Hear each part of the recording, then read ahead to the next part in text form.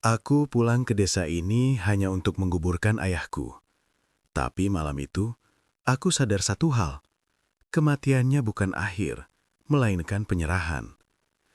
Karena sejak aku melangkah masuk ke rumah tua itu, tanah mulai bergetar. Bau amis memenuhi udara. Dan sesuatu dari bawah rumah memanggil namaku pelan-pelan. Orang-orang desa tersenyum ramah. Padahal aku tahu, mereka tidak menyambut kepulanganku. Mereka menungguku. Dan saat aku menemukan rahasia pesugihan Ratu Ular, aku baru mengerti. Warisan ayahku bukan harta, melainkan takdir. Jika aku menolak, desa ini hancur. Jika aku menerima, aku berhenti menjadi manusia. Inilah kisah pesugihan Ratu Ular. Langit sore berwarna kelabu ketika aku menginjakkan kaki di jalan tanah desa itu. Udara terasa lebih berat dibanding kota, seolah setiap tarikan napas membawa debu kenangan yang lama terkubur. Pepohonan bambu di kiri kanan berdiri rapat, batangnya saling bergesekan, menghasilkan bunyi lirih mirip bisikan orang berdoa setengah takut. Desa ini tidak berubah, tetapi rasanya berbeda, seperti wajah lama yang kini memakai topeng asing. Kematian ayah datang mendadak. Tidak ada sakit panjang, tidak ada jerit terakhir. Ia ditemukan membujur kaku di ruang belakang rumah, wajahnya tenang, terlalu tenang untuk seseorang yang hidupnya penuh rahasia. Orang-orang menyebutnya meninggal wajar. Namun di desa seperti ini, kata wajar hanyalah selimut tipis untuk menutup sesuatu yang tak ingin dibicarakan. Rumah peninggalan itu berdiri sunyi. Pintu kayu berukir motif ular melingkar tampak kusam, tetapi ukirannya terasa hidup, seperti mata yang mengikuti setiap langkahku. Begitu daun pintu terbuka, bau tanah basah bercampur amis langsung menyergap. Aroma yang mengingatkanku pada sungai keruh setelah hujan deras, ketika lumpur dan bangkai daun bercampur tanpa pemisah. Aku melangkah pelan. Lantai dingin, dinding lembab, cahaya redup. Rumah ini dulu terasa hangat. Kini seperti gua kosong yang menunggu gema. Di ruang tengah peti kayu besar tergeletak. Isinya uang tunai, emas, serta dokumen tanah. Jumlahnya jauh melampaui logika seorang petani sederhana. Kekayaan ini seperti air yang muncul di padang kering tanpa sumber mata air. Tetangga berdatangan menjelang maghrib. Tatapan mereka aneh, bukan simpati, melainkan rasa ingin tahu yang disembunyikan. Seorang lelaki tua berpeci hitam mendekat. Suaranya pelan seperti takut didengar angin. "Bapakmu orang kuat," katanya. Aku mengangguk tanpa bertanya makna. Malam turun cepat. Sunyi desa terasa tebal, menyerupai kabut yang tidak terlihat. Saat aku berbaring, suara gesekan terdengar dari kolong rumah. Bukan langkah, bukan angin. Bunyi itu ritmis, seperti sesuatu yang bergerak perlahan sambil menyeret tubuh panjang. Aku mencoba menenangkan diri. Pikiran lelah sering menciptakan suara palsu, begitu kata orang kota. Namun bau amis semakin jelas, seperti darah yang dibiarkan terlalu lama di udara. Aku bangkit, menyalakan lampu minyak. Bayangan di dinding bergerak tidak wajar, memanjang lalu menyusut, menyerupai lilitan. Di kamar ayah, aku menemukan buku tua. Sampulnya dari kulit hewan, dingin saat disentuh. Isinya catatan singkat, bukan doa, bukan hitungan, melainkan janji tentang kekayaan, tentang balasan, tentang darah yang tidak boleh terputus. Tulisan terakhir berhenti pada namaku. Jantung berdetak lebih cepat, seperti genderang perang sebelum sesuatu terjadi. Dari luar, suara bambu kembali bergesekan, kali ini lebih dekat. Tanah di bawah rumah bergetar halus, nyaris seperti napas. Aku menyadari satu hal yang terlambat. Ayah tidak meninggalkan warisan, melainkan titipan. Kekayaan ini bukan hadiah, melainkan umpan. Dan aku, tanpa sadar, telah menggigitnya. Di sudut ruangan, bayangan bergerak naik ke dinding, membentuk siluet kepala besar dengan mata memanjang. Suara desis lembut terdengar, halus namun berkuasa, seperti ibu yang memanggil anaknya pulang. Malam pertama kepulanganku berakhir dengan kesadaran pahit. Rumah ini bukan lagi tempat berlindung. Ia adalah pintu, dan sesuatu dari bawah tanah telah mengetahui aku kembali. Pagi datang tanpa kelegaan. Matahari muncul pucat, seperti enggan menyoroti desa yang menyimpan terlalu banyak rahasia. Embun di halaman tampak kental, menempel pada rumput layaknya keringat dingin di dahi orang ketakutan. Aku keluar rumah dengan langkah ragu, berharap udara segar mampu mengusir sisa bayangan malam. Harapan itu runtuh sebelum benar-benar tumbuh. Jejak panjang terlihat di tanah basah, tidak lurus, tidak pula acak. Polanya berkelok rapi, menyerupai tulisan tangan makhluk yang tidak pernah belajar alfabet manusia. Jejak itu bermuara tepat di bawah jendela kamarku. Rasanya seperti menemukan bekas tangan di pundak sendiri, padahal semalaman tidur sendirian. Warga mulai beraktivitas, namun senyum mereka terasa tipis, seperti cat dinding lama yang siap mengelupas. Seorang perempuan paruh baya menjajakan sayur sambil melirik cepat ke arah ayahku. Tatapan itu bukan heran, melainkan waspada, seolah bangunan tersebut merupakan kandang binatang buas yang sewaktu-waktu bisa terbuka. Aku menghampiri seorang lelaki sepuh yang duduk di gardu bambu.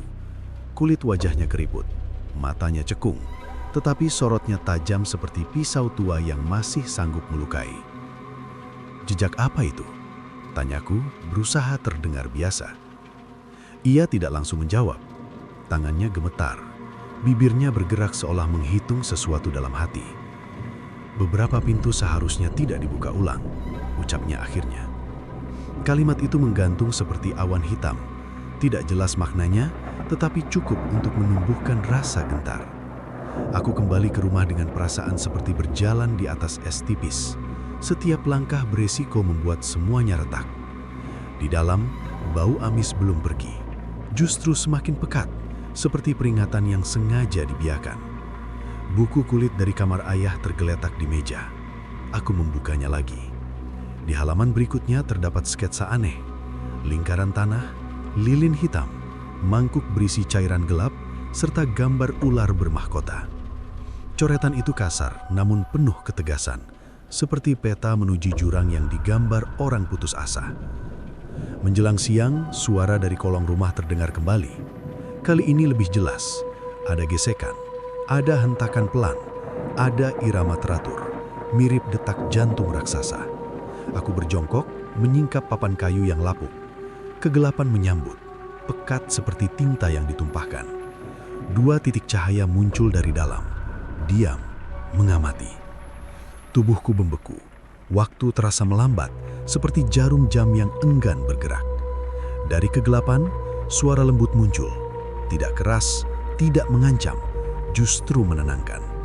Nada itu menyerupai alunan ibu yang membujuk anak kecil agar berhenti menangis. "Kau akhirnya pulang," katanya. Aku mundur tergesa, papan kayu terlepas dari genggaman, nafasku terengah, dada terasa sempit. Pikiran berputar, mencari alasan logis, tetapi setiap penjelasan runtuh sebelum sempat berdiri.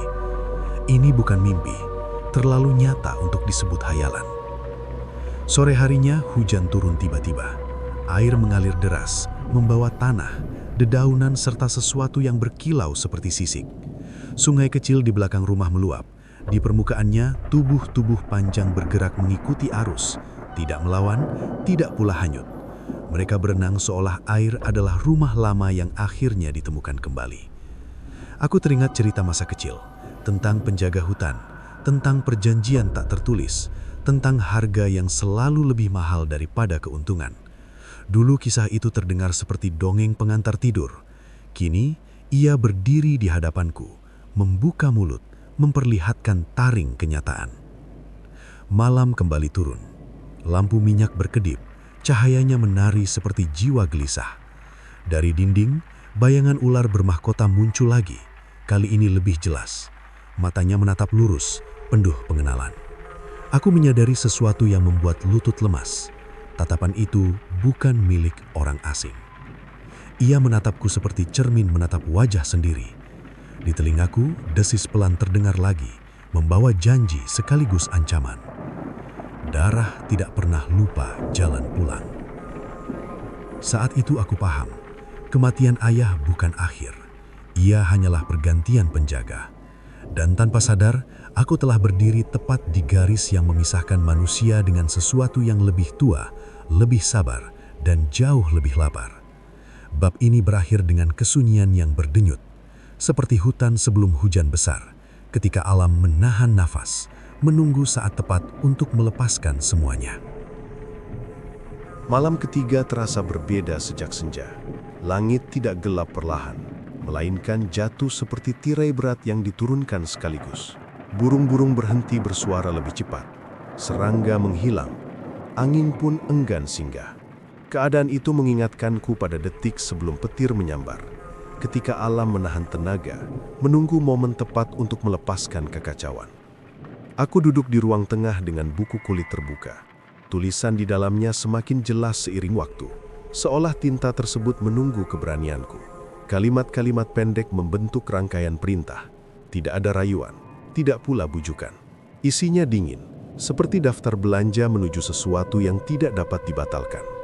Di halaman terakhir, tertera waktu dan tempat. Tengah malam, sumur tua di belakang rumah. Kata-kata itu berdiri tegas, bagai palu hakim yang mengetuk akhir sidang.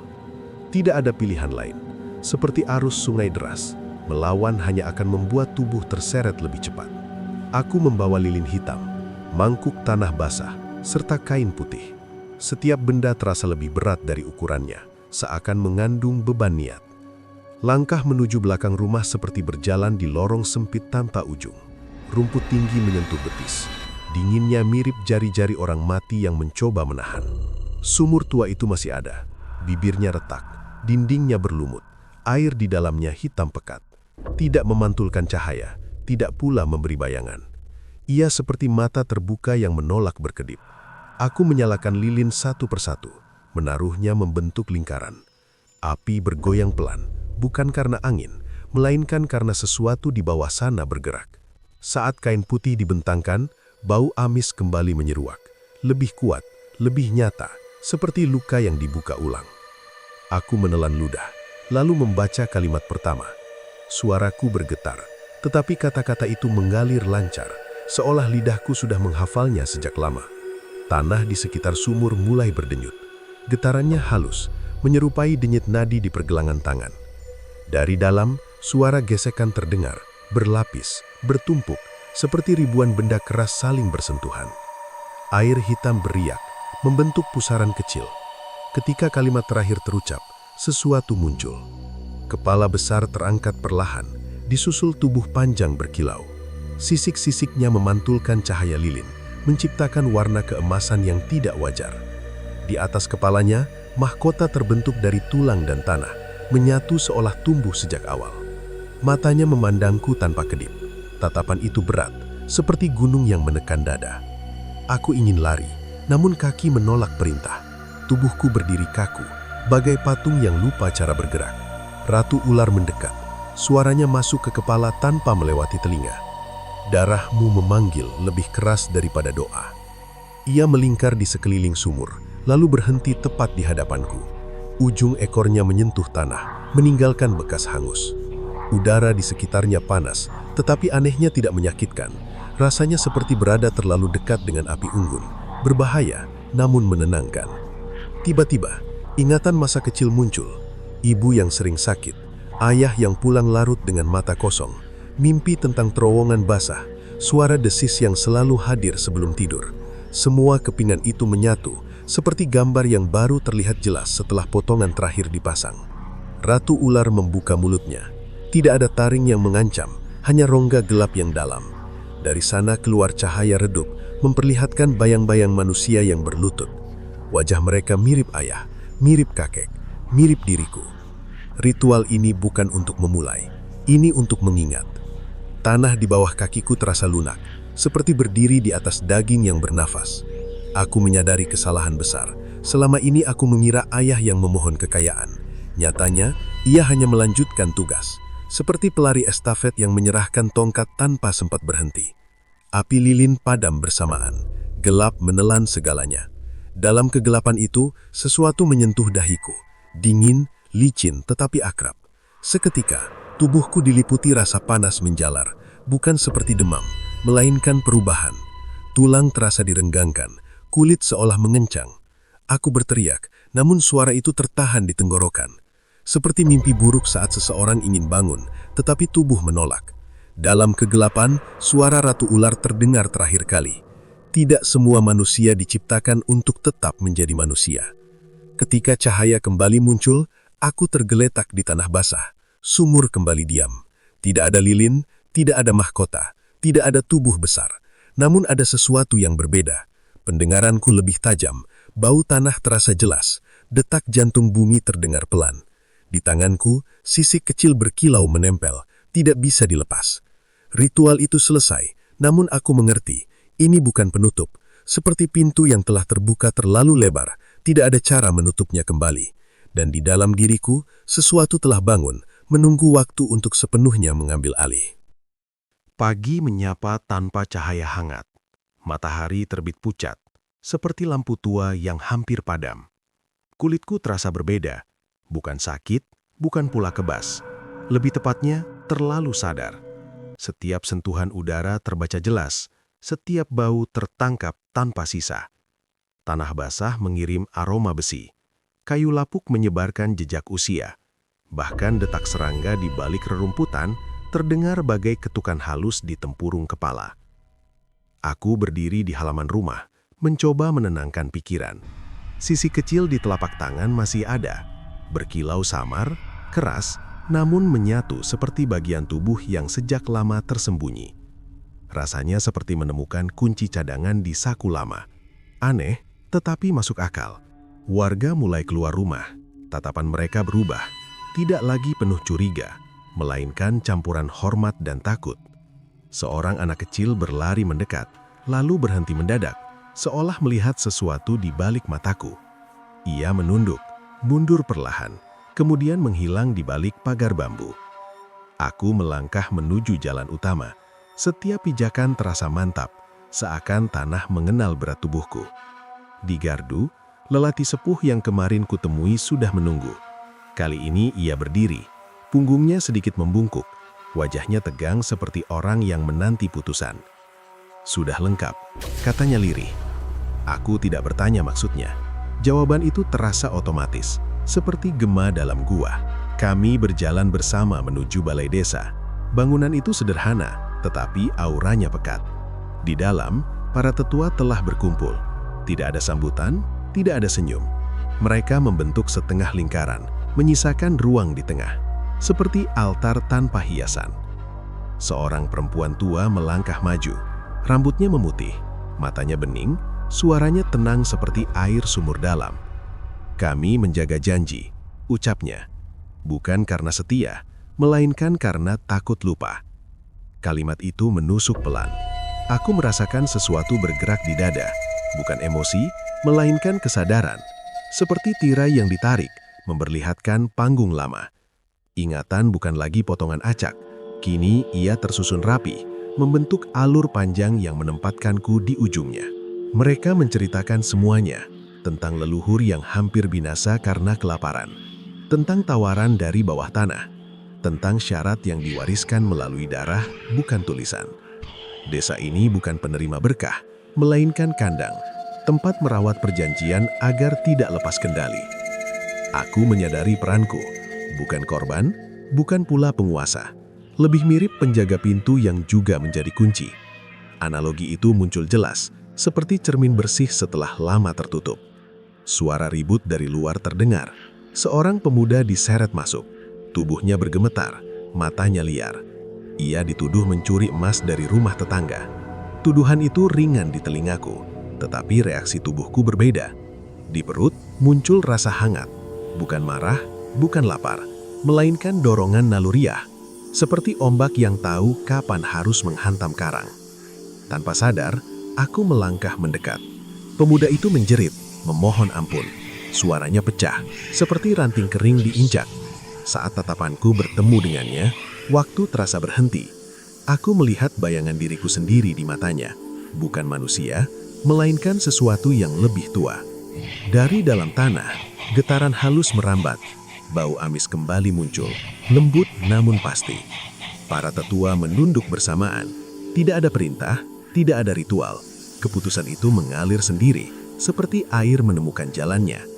Aku tidak menyentuhnya, tidak perlu.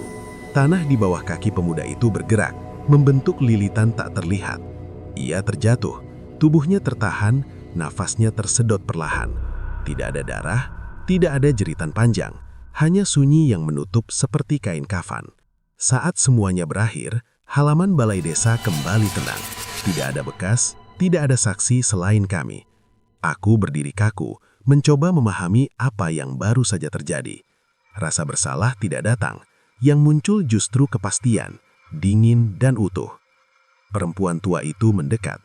Ini harga keseimbangan, katanya, seperti hutan yang memakan pohon lemah agar tetap hidup. Analogi itu sederhana, kejam namun logis. Alam tidak mengenal belas kasihan, hanya keberlanjutan. Aku mulai mengerti mengapa ayah terlihat kosong di akhir hidupnya. Bukan karena takut, melainkan karena sudah menerima. Sore menjelang, aku kembali ke rumah. Langkahku mantap, pikiran jernih. Di cermin, pantulan wajahku masih sama, tetapi sorot mata berbeda. Lebih dalam, lebih sabar. Seperti sungai yang tidak tergesa menuju laut karena tahu akhirnya pasti sampai. Dari bawah lantai, suara desis terdengar lagi. Kali ini tidak mengejutkan. Ia hadir seperti salam. Aku menutup mata, membalas dalam diam. Hubungan itu kini jelas, tidak lagi kabur. Desa ini bukan menunggu aku untuk diselamatkan. Mereka menunggu penjaga berikutnya. Dan tanpa sadar, sejak lahir aku telah berjalan ke titik ini, seperti anak panah yang dilepaskan jauh sebelum sasaran terlihat. Bab ini berakhir dengan satu kepastian, perubahan tidak bisa ditarik kembali. Seperti ular yang telah berganti kulit, tidak ada jalan untuk masuk ke lapisan lama. Yang tersisa hanyalah melangkah maju, menjaga keseimbangan, serta menerima bahwa kemanusiaan hanyalah salah satu fase dari perjalanan yang jauh lebih panjang. Hari-hari setelah kejadian di balai desa berlalu tanpa penanda waktu. Pagi dan senja terasa sama, seperti dua sisi koin yang terus diputar tanpa pernah jatuh. Tubuhku menjalani rutinitas biasa, berjalan, makan, tidur. Namun kesadaran bergerak pada lapisan lain. Setiap detik terasa penuh makna, seolah dunia berbicara melalui isyarat kecil yang dulu terabaikan. Aku menyadari perubahan bukan datang dengan ledakan, melainkan merayap pelan seperti akar pohon yang mencari celah batu. Kulit terasa lebih peka, sentuhan angin membawa cerita jarak jauh. Getaran langkah manusia terbaca sebelum suara muncul. Bahkan diam memiliki bunyi, rendah dan dalam, menyerupai dengung bumi saat malam terlalu sunyi. Desa menyesuaikan diri. Tidak ada perayaan, tidak ada pengumuman. Semua berjalan seperti biasa, namun pola interaksi berubah. Orang-orang menyingkir memberi ruang. Tatapan tidak lagi mencari jawaban, melainkan restu. Aku merasa seperti tiang penyangga rumah tua. Tidak diperhatikan, tetapi kehadirannya menentukan roboh atau bertahan. Suatu sore, aku menyusuri tepi hutan bambu. Batang-batang tinggi berdiri rapat, daunnya saling bersentuhan, menciptakan suara gesek mirip bisikan rahasia. Di tempat ini, dulu aku sering bermain tanpa rasa takut. Kini, hutan terasa seperti aula pertemuan makhluk lama. Tidak bermusuhan, tetapi penuh kewaspadaan. Di tanah lembab, aku menemukan bekas kulit ular. Panjang, utuh, kering. Benda itu mengingatkanku pada pakaian lama yang ditinggalkan setelah tubuh bertumbuh. Tidak ada kesedihan, hanya keharusan. Aku berjongkok, menyentuhnya. Seketika, ingatan mengalir deras tentang proses berganti, tentang rasa perih yang mendahului kebebasan. Dari balik semak, seorang perempuan muncul. Wajahnya pucat, matanya cekung, langkahnya goyah. Ia pendatang, bukan warga. Bau ketakutan melekat kuat, seperti asap yang menempel pada kain. "Anakku hilang," ucapnya terbata. Orang-orang bilang, "Kau tahu caranya." Kalimat itu sederhana, tetapi berat. Aku memandangnya lama. Dalam sorot matanya, aku melihat harapan bercampur putus asa. Seperti orang yang berdiri di tepi jurang sambil memegang tali rapuh. Di dalam diriku, dua arus saling berhadapan.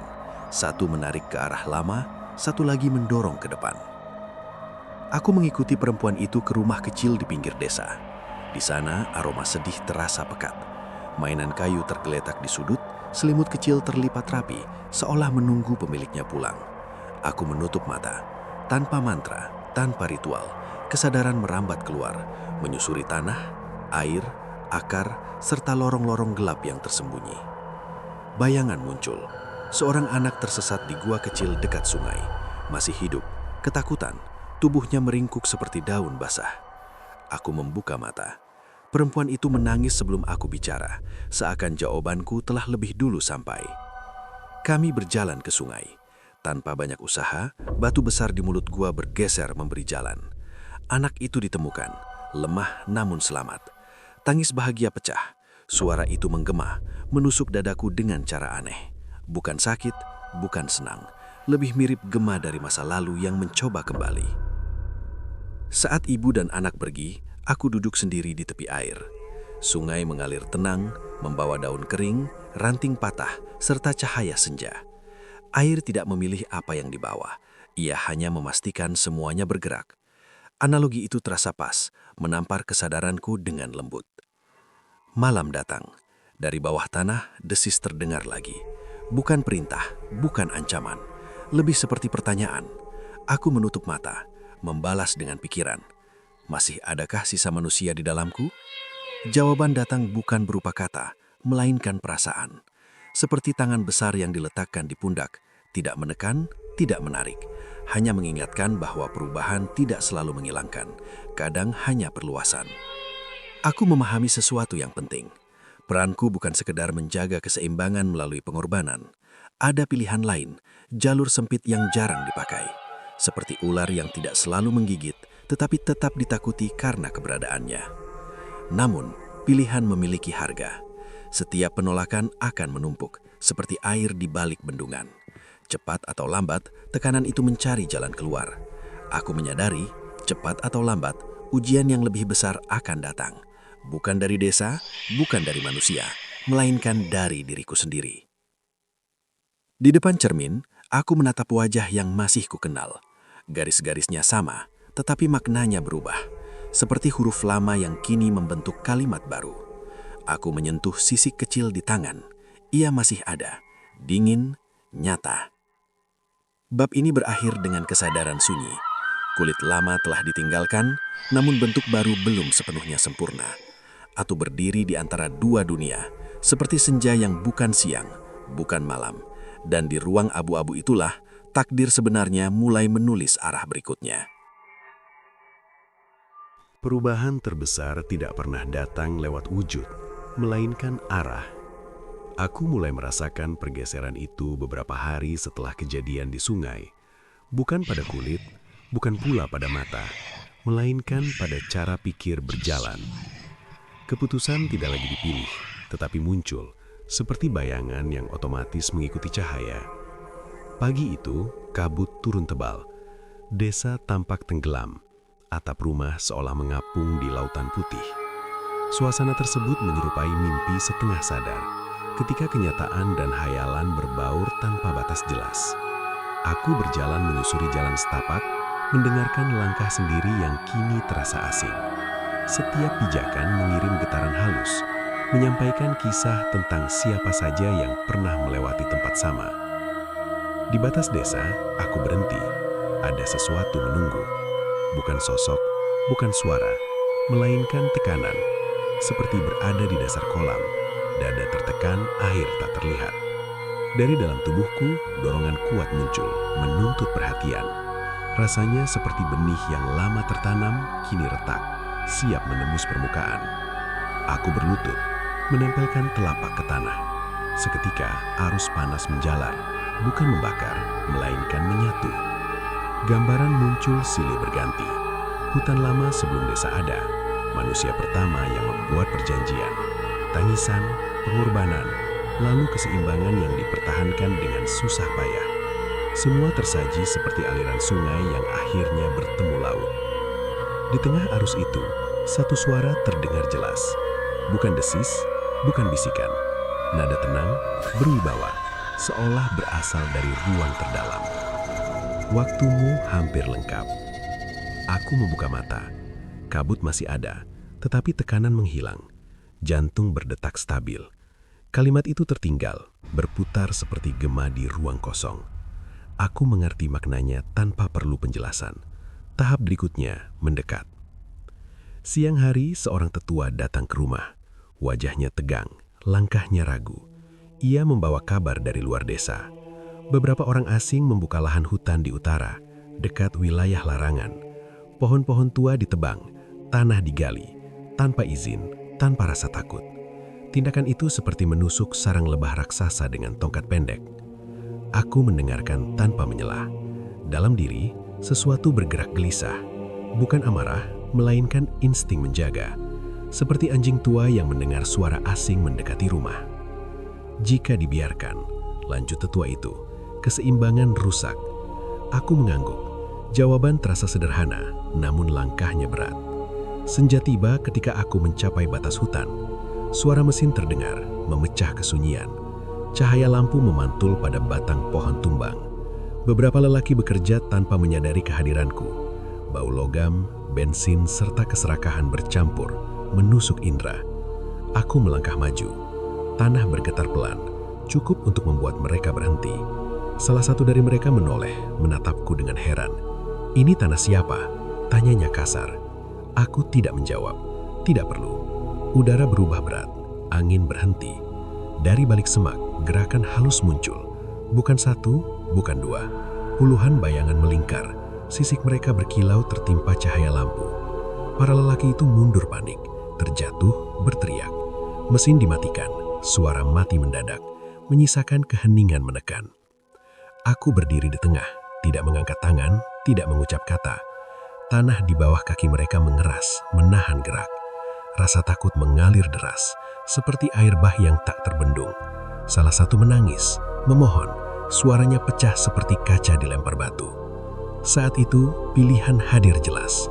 Aku bisa membiarkan naluri mengambil alih sepenuhnya, menutup kisah mereka seperti halaman sobek. Namun bayangan anak di sungai terlintas. Tangisan bahagia ibunya kembali terdengar. Aku menarik napas panjang, menahan arus yang ingin meluap. Tanah kembali melunak, bayangan menghilang. Aku menatap mereka satu persatu. "Pergi," ucapku singkat. Mereka tidak bertanya lagi. Tubuh gemetar, wajah pucat, langkah tergesa. Mesin ditinggalkan, hutan kembali sunyi. Aku berdiri sendiri, napas perlahan kembali normal. Di dalam dada ada rasa aneh. Lega bercampur lelah, seperti menahan pintu banjir dengan tubuh sendiri. Malam turun. Dari kedalaman tanah, suara itu muncul lagi, lebih dekat. "Kau menahan apa yang seharusnya dilepaskan?" Aku menjawab dalam hati. Tidak semua kekuatan perlu ditunjukkan dengan kehancuran. Keheningan mengikuti. Tidak ada sanggahan, tidak ada pujian. Hanya kesadaran bahwa jalanku mulai menyimpang dari garis lama. Seperti sungai yang menemukan belokan baru. Lebih sempit, lebih berbahaya, tetapi mungkin lebih bermakna. Di rumah aku duduk dalam gelap. Sisik di tangan terasa hangat. Aku menyadari, suara itu tidak lagi sepenuhnya di luar. Ia tumbuh di dalam darah, menyatu dengan denyut nadi. Bukan sebagai penguasa, melainkan penyeimbang. Bab ini berakhir dengan pemahaman yang tenang namun berat. Ujian terbesar bukan datang dari manusia serakah atau makhluk lama, melainkan dari kemampuan menahan diri sendiri. Dan selama suara itu masih bisa diajak berdialog, harapan kecil tetap hidup, meski berdiri atas garis tipis antara penjaga dan penghancur. Malam itu tidak datang seperti biasa. Gelap turun perlahan, tetapi terasa lebih padat, seolah udara mengental menjadi cairan pekat. Bintang tidak terlihat, bulan pun bersembunyi. Desa terdiam, bukan karena tidur, melainkan menunggu. Suasana tersebut mengingatkanku pada detik sebelum pintu besar dibuka, ketika semua orang menahan napas tanpa tahu apa yang ada di baliknya. Aku duduk di beranda rumah, memandangi jalan tanah yang lengang. Dari kejauhan, suara bambu saling bergesek terdengar teratur, menyerupai hitungan waktu yang tidak menggunakan jam. Di dalam dada, denyut terasa stabil, namun lebih dalam dari sebelumnya. Seperti genderang perang yang ditutup kain tebal agar tidak terdengar terlalu keras. Sejak kejadian di hutan, sesuatu berubah dalam cara desa memandangku. Bukan lagi sekadar penjaga, melainkan titik pusat. Orang-orang datang membawa masalah kecil, ternak hilang, ladang kering, mimpi buruk yang datang berturut-turut. Aku mendengarkan, memberi jawaban seperlunya, namun setiap permintaan terasa seperti benang halus yang perlahan mengikat. Aku mulai memahami bahaya yang lebih senyap daripada amarah, ketergantungan. Seperti tanaman merambat, ia tidak mencekik langsung, tetapi tumbuh terus hingga pohon tidak lagi bisa berdiri sendiri. Suatu malam, para tetua berkumpul kembali. Kali ini bukan di balai, melainkan di halaman rumahku. Api unggun kecil dinyalakan, cahayanya menari di wajah mereka yang tegang. Perempuan tua yang sering berbicara mewakili langkah maju. "Kami ingin memastikan," katanya hati-hati, "apakah kau akan memimpin sepenuhnya?" Kalimat itu jatuh berat, seperti batu dilempar ke air tenang, riaknya menyebar cepat. Aku menatap nyala api, melihat bentuk-bentuk berubah di dalamnya. Api tidak memilih apa yang dibakar, ia hanya mengikuti bahan yang diberikan. Analogi itu terasa terlalu pas. "Memimpin berarti apa?" tanyaku pelan. Ia terdiam sejenak, menentukan, mengatur, mengambil keputusan terakhir. Aku mengerti maksudnya, bukan sekedar menjaga keseimbangan, melainkan menguasai arah. Dalam diam, suara dari dalam darah bergetar, bukan mendesak, melainkan menunggu. Seperti ular besar yang melingkar, sabar, yakin mangsanya akan mendekat sendiri. Bayangan ayah muncul di pikiranku. Wajahnya lelah, matanya kosong. Ia bukan gagal, tetapi larut, seperti orang yang terlalu lama berdiri di tengah arus hingga lupa rasanya berjalan di darat. Aku tidak ingin mengulang jejak itu. "Aku tidak akan mengambil semuanya," jawabku akhirnya. "Desa harus tetap bernafas sendiri." Beberapa tetua saling pandang. Ada kekecewaan, ada pula kelegaan. Mereka pergi tanpa perdebatan, meninggalkan api yang perlahan padam. Malam kembali sunyi, namun ketegangan belum benar-benar pergi. Setelah mereka pergi, tanah bergetar halus. Dari balik bayangan rumah, kehadiran itu muncul tanpa wujud jelas. Tidak menakutkan, tetapi penuh tekanan. "Kau menolak mahkota." Suara itu bergema di dalam, bukan di udara. "Aku menolak belenggu," balasku dalam hati. Keheningan memanjang, lalu perasaan dingin menyentuh kesadaran, seperti air sungai yang mengalir di kaki. "Penjaga yang ragu bisa menjadi masalah," katanya lagi. Aku berdiri. Untuk pertama kalinya, aku tidak menunduk. Pemilik yang rakus juga begitu. Kalimat itu menggantung, berat, tetapi jujur. Tidak ada kemarahan menyusul, yang datang justru perasaan seperti diuji, ditimbang, diukur. Seperti logam dimasukkan ke api untuk melihat apakah ia meleleh atau bertahan. Beberapa hari berikutnya menjadi ujian sunyi. Hasil panen menurun, hujan terlambat, beberapa warga mulai gelisah. Bisikan muncul menyalahkan keputusanku. Aku merasakan tekanan dari segala arah, seperti dinding yang perlahan mendekat. Di saat yang sama, suara dari dalam darah semakin sering hadir, menawarkan jalan cepat, solusi instan. Aku menolak. Setiap kali godaan datang, aku mengingat sungai, hutan, serta anak kecil yang selamat. Alam tidak pernah terburu-buru, tetapi selalu tepat waktu. Analogi itu menjadi jangkar. Suatu malam, badai besar datang. Angin merobohkan beberapa rumah. Hujan turun deras, tanah longsor mengancam ladang. Warga panik. Mereka berlari ke rumahku, memohon pertolongan. Dalam situasi itu, pilihan kembali hadir, lebih tajam dari sebelumnya. Aku berdiri di tengah hujan, merasakan air menghantam tubuh. Dengan kesadaran penuh, aku tidak memanggil kekuatan lama. Aku hanya mengarahkan aliran, membelokkan tanah, menahan air secukupnya. Tidak sempurna, tetapi cukup. Badai berlalu meninggalkan kerusakan ringan, bukan kehancuran total. Saat fajar menyingsing, desa masih berdiri. Tidak utuh, tidak runtuh, seperti tubuh yang baru sembuh dari sakit berat. Warga memandangku dengan ekspresi baru, bukan ketergantungan, melainkan pengertian. Dari kedalaman, suara itu muncul terakhir kali malam itu. Tidak menentang, tidak mendukung. Jalanmu sempit. Aku mengangguk pelan, namun masih jalan. Bab ini berakhir dengan kesadaran tegas. Garis antara penjaga dan pemilik sangat tipis, hampir tak terlihat. Sekali melangkah terlalu jauh, peran berubah tanpa disadari.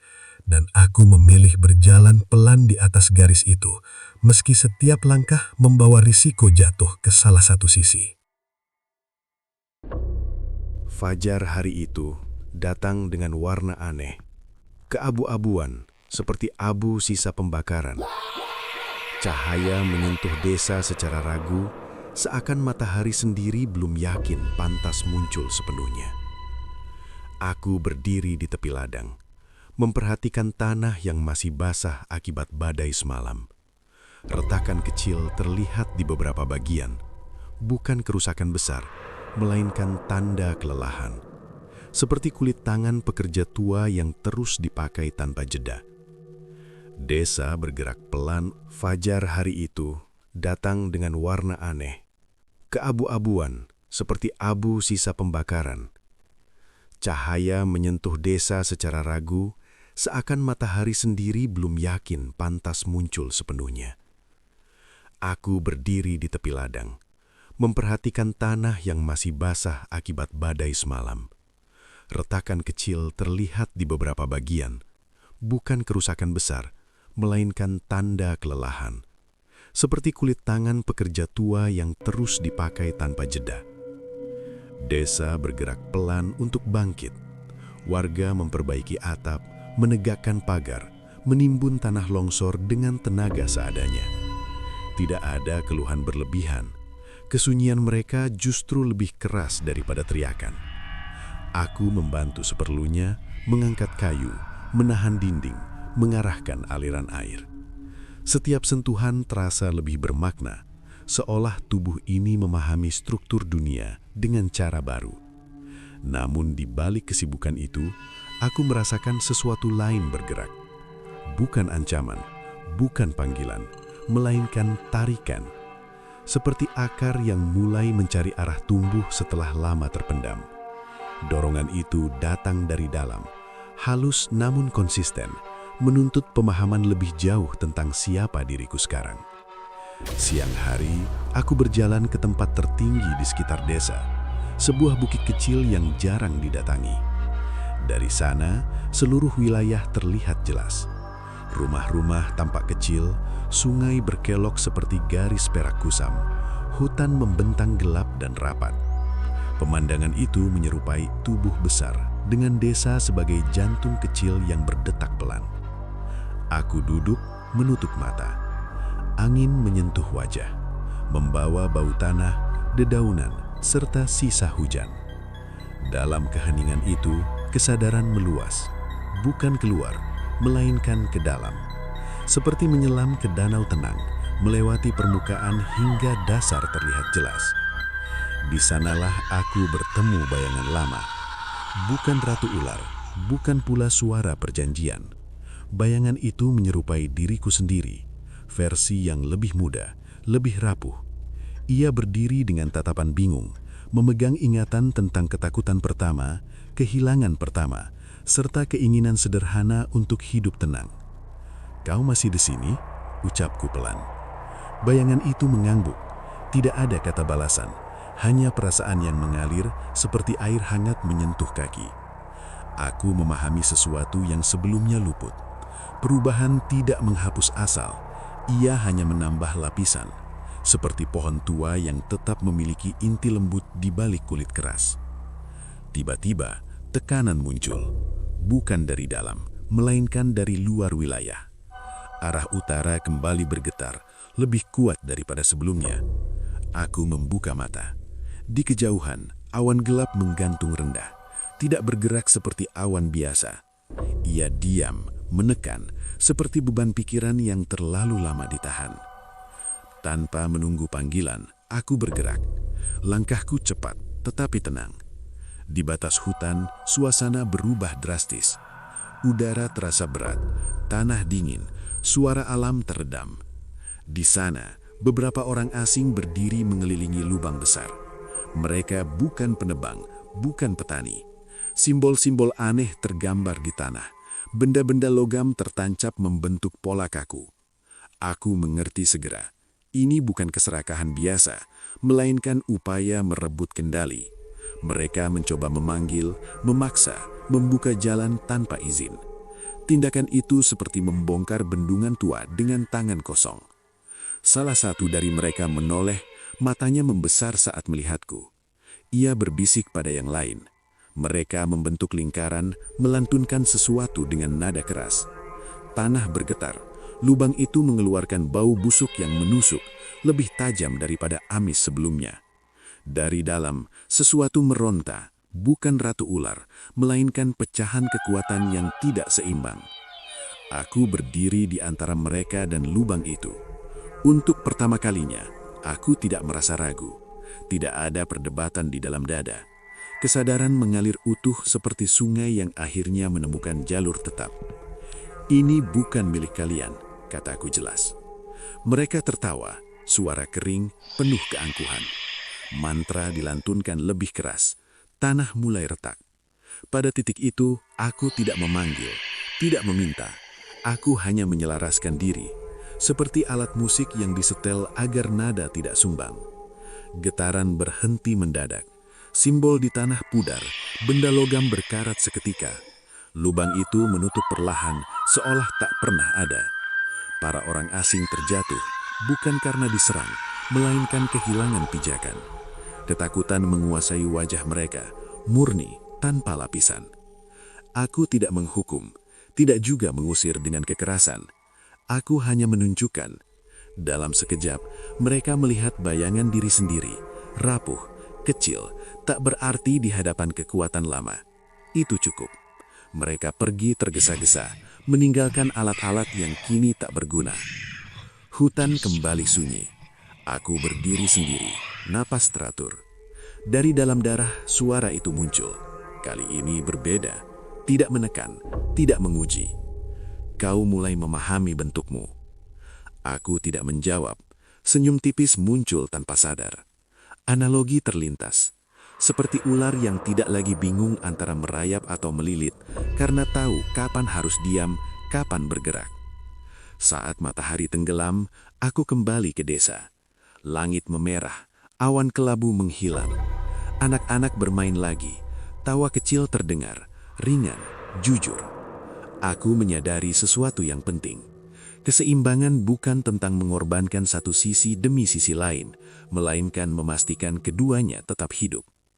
Bab ini berakhir dengan keyakinan baru. Akar telah menemukan cahaya, bukan dengan mencabut diri dari tanah gelap, melainkan dengan menerima keduanya. Dan aku tahu, satu langkah terakhir masih menunggu. Langkah yang akan menentukan apakah penjaga ini tetap manusia atau sepenuhnya menjadi legenda yang hanya diceritakan dengan bisikan. Malam terakhir datang tanpa tanda. Tidak ada angin kencang, tidak ada suara aneh, tidak pula pertanda langit. Keheningan turun perlahan, seperti selimut tipis yang ditarik dengan hati-hati agar tidak membangunkan siapapun. Desa tertidur lebih cepat dari biasanya, seolah alam sengaja memberi ruang hanya untuk satu peristiwa. Aku berdiri di halaman rumah, menatap tanah yang sejak awal menjadi saksi. Tidak ada rasa takut. Yang tersisa hanyalah kesadaran utuh, jernih, seperti air di bejana setelah endapan mengendap sempurna. Semua kegaduhan batin yang dulu bersahut-sahutan kini diam, menemukan tempat masing-masing. Dari dalam tanah, panggilan itu muncul terakhir kali. Tidak keras, tidak memaksa. Lebih mirip undangan pulang setelah perjalanan panjang.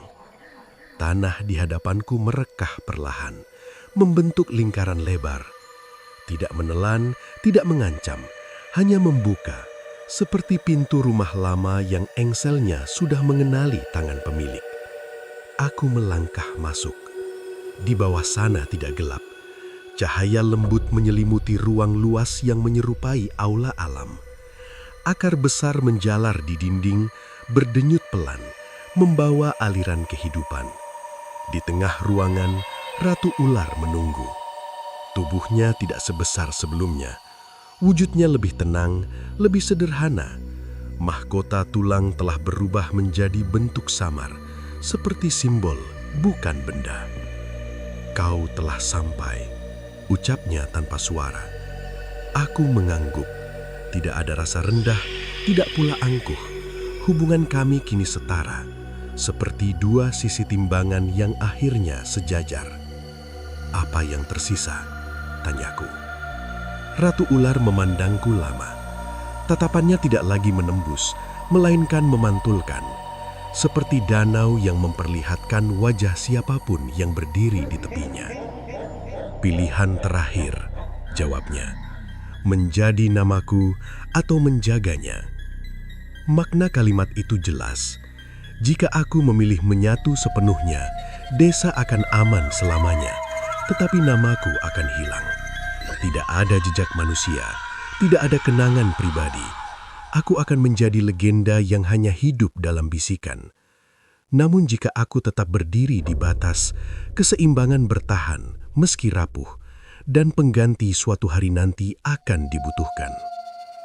Aku teringat wajah ibu, suara ayah, tawa anak-anak di sungai, hujan yang ditahan secukupnya, hutan yang masih berdiri. Semua itu seperti kepingan kaca patri, indah karena cahaya menembus dari berbagai arah. Menghancurkannya demi satu warna tunggal terasa terlalu mahal. "Aku memilih menjaga," kataku mantap. Keheningan menyelimuti ruang itu. Bukan kekecewaan, bukan kemarahan, justru perasaan lega, seperti beban lama yang akhirnya dilepas.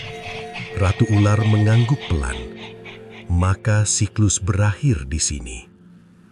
Tanah bergetar lembut, akar-akar bergerak, bukan mencengkram, melainkan menarik kembali. Cahaya perlahan meredup. Aku merasakan sesuatu dilepaskan dari dalam dada, seperti ikatan yang dibuka satu persatu. Sisik di tanganku mengelupas, jatuh menjadi debu halus, lalu lenyap. Saat aku membuka mata, fajar menyingsing.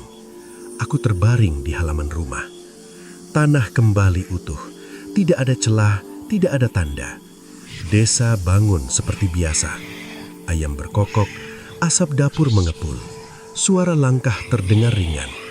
Dunia berjalan tanpa mengetahui betapa dekatnya ia dengan perubahan permanen. Aku berdiri. Tubuh terasa ringan tetapi tidak kosong. Kesadaran masih ada, namun tidak menekan.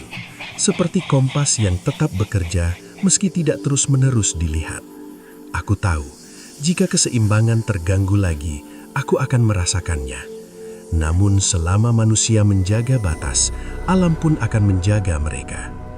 Hari itu aku mengemas barang seadanya. Tidak ada upacara perpisahan, tidak ada air mata. Aku meninggalkan rumah ayah, meninggalkan desa yang telah menunaikan takdirnya. Beberapa orang melihat kepergianku, tetapi tidak ada yang menghentikan. Mereka hanya menunduk singkat, tanda terima kasih yang tidak diucapkan. Aku berjalan menyusuri jalan tanah menuju luar desa. Langkahku ringan, setiap pijakan terasa tepat, seperti seseorang yang akhirnya tahu arah mata angin tanpa perlu peta. Di belakang, desa mengecil lalu menghilang di tikungan. Aku sadar, namaku perlahan akan dilupakan. Kisah tentang Ratu Ular akan berubah, menyederhana, lalu menjadi dongeng. Itu tidak masalah. Keseimbangan tidak membutuhkan pengakuan, hanya keberlangsungan. Di suatu tempat jauh, di antara kota dan hutan, aku akan hidup sebagai manusia biasa. Bekerja, tertawa, menua. Namun di dalam diriku, ada ruang sunyi yang tetap terjaga. Seperti api kecil yang disembunyikan abu, cukup hangat untuk mengingatkan, tidak cukup besar untuk membakar. Cerita ini tidak berakhir dengan kemenangan besar atau kehancuran total. ia berakhir seperti alam bekerja. Pelan, sunyi, namun pasti. Ular kembali ke tanah, manusia kembali ke jalannya, dan keseimbangan berdiri di antara keduanya, tidak terlihat namun selalu ada. Dan di suatu malam yang tenang, jika tanah bergetar halus atau angin membawa bau amis samar, itu bukan pertanda buruk. Itu hanya pengingat bahwa perjanjian lama telah ditutup dengan cara terbaik, bukan dengan kekuasaan, melainkan dengan kesadaran. Aku akhirnya membuat pilihan, bukan sebagai anak, bukan sebagai penerus, tetapi sebagai penjaga. Desa ini selamat, tanah kembali tenang, dan Ratu Ular berjanji tidak akan naik ke permukaan lagi. Namun sejak malam itu, setiap kali hujan turun, aku masih mendengar desisan dari dalam tanah. Bukan memanggilku, melainkan memanggil yang lain. Karena pesugihan tidak pernah benar-benar berakhir. Ia hanya menunggu orang berikutnya yang putus asa.